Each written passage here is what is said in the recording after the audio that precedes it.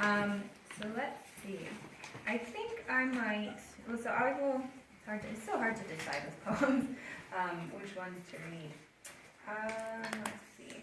I think I will do one about a squirrel. So this was a true story of me walking down the street, and I liked that this had a lot of good visuals to go with it to create for a poem. And sometimes when I teach these poems to kids, I let them pick which animal we'll read about next. So, and they like this one because again, it's just very fun.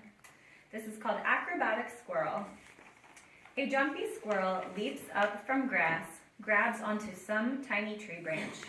He dangles, twirls in the air, trying to get a better grip on that wood.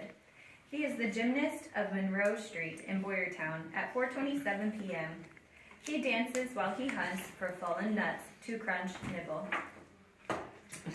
And I usually ask kids, does anyone know the word crunch, nibble? Do you know the word crunch, nibble? It's funny, lately I get a mix of yes and no. So usually the answer is no, and so it's crunch, hyphen, nibble. And now I think someone on Google has actually done that besides me. But I want to point that out because that's a case where we create a new word where language in single words doesn't say what we want to say.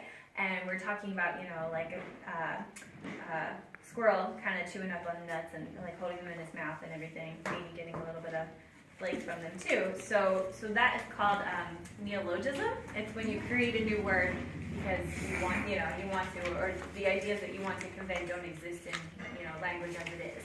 So that's something that is really fun to teach.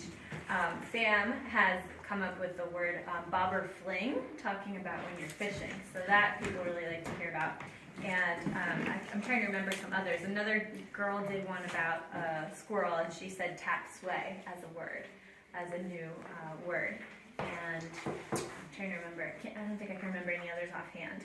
So that is a squirrel poem. And I think a lot about poetry, a lot of what is nice about poetry is just taking whatever you observe and putting it onto the page in the details of the words that make sense in your mind, kind of like a movie. Like you're just tracking the details visually of a movie and writing them down.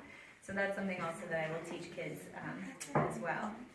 So it looks like, do you want to read the other one that you had in the meantime?